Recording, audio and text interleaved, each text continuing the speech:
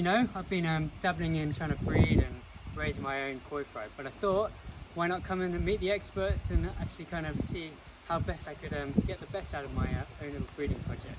So here I am at Byer Koi Farm. So here we are. These are your koi fry ponds here. I see there's, what, 3 of those I can see in the distance. Is there more than that? Yeah, it's quite difficult to see over the 3 running down this side and 3 running down the other side, so 6 in total. Okay, wow. The 2, when I started out, I had, it was sort of a large hobby. Yeah. And I started with 2 fry ponds and a polytunnel, 1 polytunnel, and they weren't built out like we're going to have a look at soon, but okay. I had, you know, like other hobbyists, little children's swimming pool tanks. Okay, very much like what I've got at the moment. Okay, that kind of thing. Can't see myself heading to this level, but you never know. Well, I've been termed a mad professor by 1 or 2 people. Okay. I don't know what it is, but certainly this isn't normal. But I love it, and you know, certainly this has been about me following a passion. Initially a hobby, we got quite good at it. We won Baby Champions at several shows, including the All England. Yeah, I've seen some of your fish in the shows, incredible fish. At that point, we started to change it into a business. We did consider stopping because I'd done it. I'd done my hobby, but people were buying our fish. We were happy with what we were producing, and I felt I could do more. So since then, we've invested to expand our facilities, hence the 6 fry ponds now. And it would be nice to have some more, but we are making use of these 6 ponds. And what we're looking at here is this is they all have a number. This is fry pond 6. I don't know where you can catch them, but in this pond about a week ago, maybe 10 days ago, I put in hatchlings from our 2nd Benikikikuru spawning of the season. And you know, this is a variety we started breeding this year. I picked up my first koi as parents last year, and we've run 2 spawnings this year with Benikikikuru with different parent sets as we're trying out our genetics. You know, when we're optimizing the genetics that we buy in from Japan, we buy the best we can in those varieties, and then it's my job to optimize the males and the females. And like a game of the old game of Mastermind with the coloured pins, and it's just about trying different combinations until we hit on something that's right. So I'm impressed by the massive clouds of Daphnia you've got cultivated in these ponds. I guess that's probably the best starting food you get for a fry of this size. Tell me a little bit about how you managed to sort of cultivate such a great crop of Daphnia. Yes, well, there are a number of different techniques, but mostly it's down to the maturity of the pond. When I'm talking about maturity with these natural ponds, is a maturity in the substrate, and that enables me to develop great levels of infusoria, rotifers, and then Daphnia. On many of these ponds, certainly the original 2 ponds, which after 4 years became what I'm classifying as mature, they will produce the Daphnia themselves.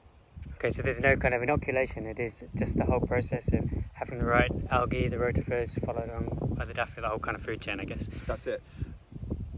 That's not to say that I never put a Daphnia in, but I didn't on these ponds, and you can see there's... It's incredible, yeah. When the ponds work best is when we get the timing spot on, and that's what you're seeing with these 2 ponds. And what is so pleasing about it is that after 2 years, this is the first time I've got the timing right on these ponds. Maybe they're showing signs of maturing, so the substrate within the plastic liner, maybe it's showing signs of maturing, which will be a huge positive, which we're hoping for at the moment. Great, and you can see the fry doing pretty well. Zoomed in some here. It's just awesome. These are Kahaku fry from broodfish Trudy. We've given our broodfish names. Okay. Yeah, and Trudy, I'll show you later. She's a 90 centimetre behemoth, basically, absolutely massive. So we've been so excited to spawn her. These fish have got to this size in 3 weeks. 3 weeks, wow. Yeah, and we're looking at some of the smaller ones in the pond.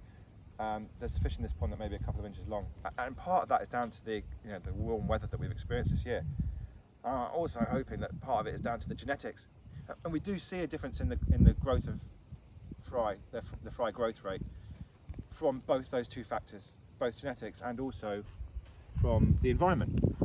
And the environment, certainly at this stage, from egg through to, let's say, a 1 inch, 1.5 inch fry, I think the environmental factors account for more than 50% of the growth.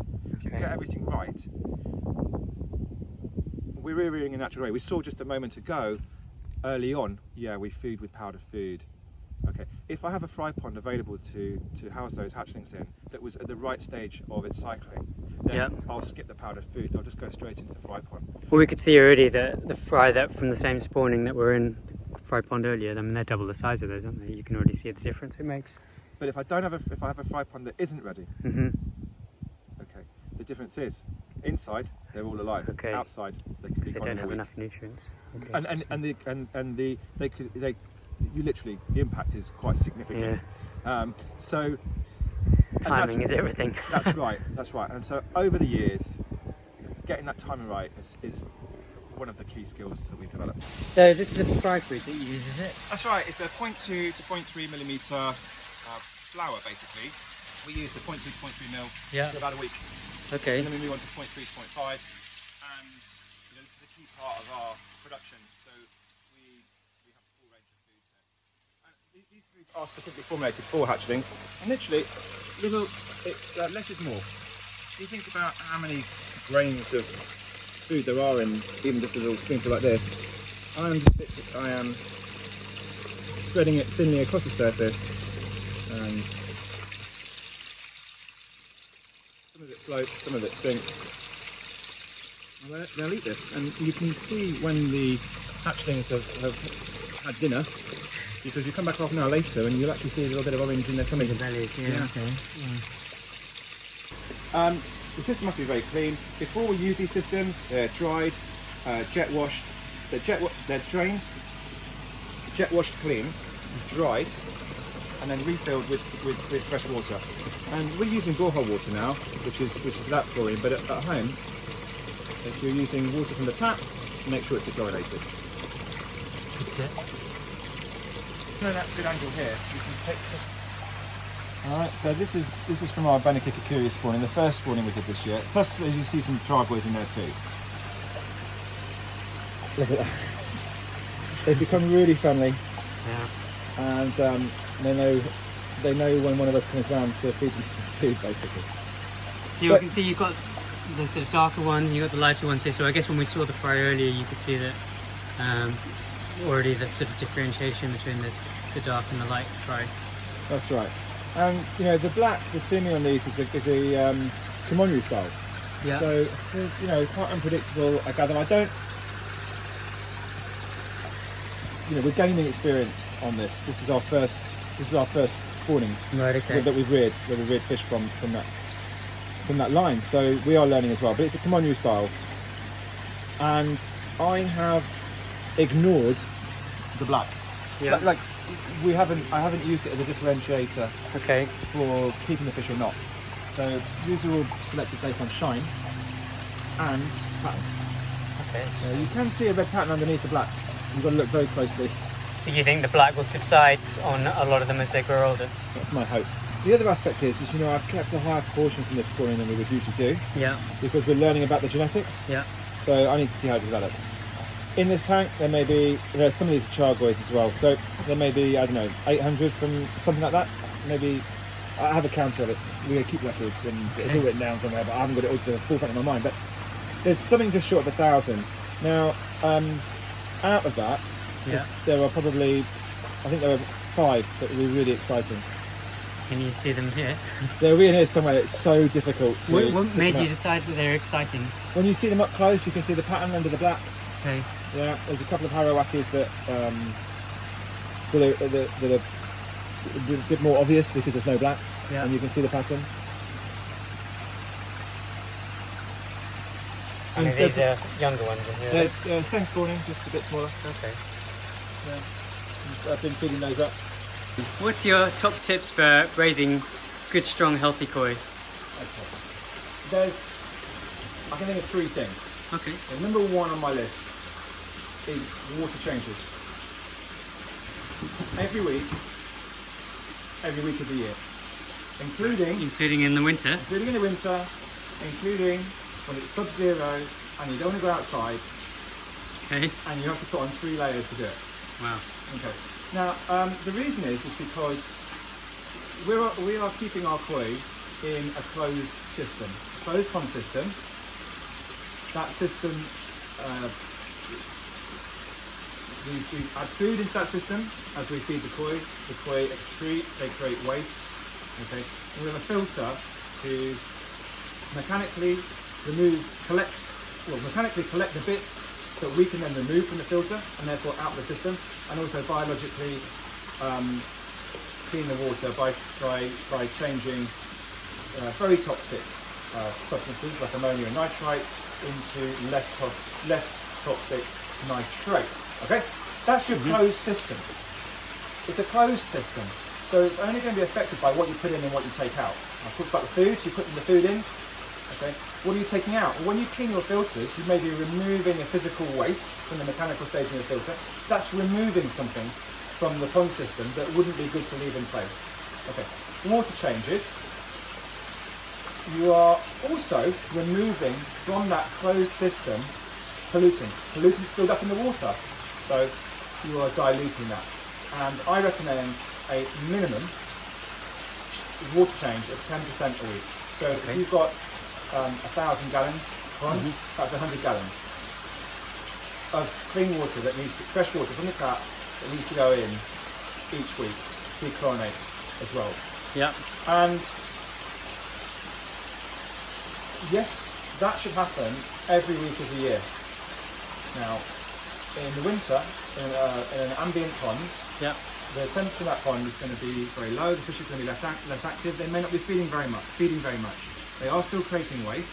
Also, any debris that's in the pond will be breaking down and also creating waste. So it is as important in the winter to complete your water changes as it is during the summer, but for different reasons. It might be that you can get away without doing the odd one, but if you change 10% of the water through the winter, you're going to dramatically increase the chances of your koi coming out the winter in a good state. Wow, that's interesting. I didn't know that. Good tip. Yeah. Okay, so that's my number one tip. My number two tip is to keep your mechanical filters clean. You need to allow it to collect some of the dirt. We were talking about mechanically collect the dirt, and then remove that dirt out of the pond system. Again, it's a closed system, so unless you physically take that muck and take it out of the system, it's going to be in the system, adding to the detriment of the water and so forth. So that needs to happen once or twice a week, depending on the type of filtration.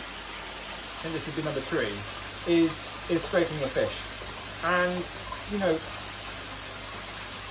it's a great way to investigate whether there are any parasites knocking around in your pond. You know, parasites will live in tandem with koi because they are parasites. That is what they do. And in many cases, if the pond's in good condition and stocking density is where it needs to be, then they will live together, and you might not notice, the koi may not be bothered too much about it. But during a stressful situation or a change in pond situation, the parasites might make break through it, and they may cause your koi some challenges then. And taking scrapes is a great way for you to investigate where the parasites are and whether there are any in numbers on your fish. Thanks, great tip.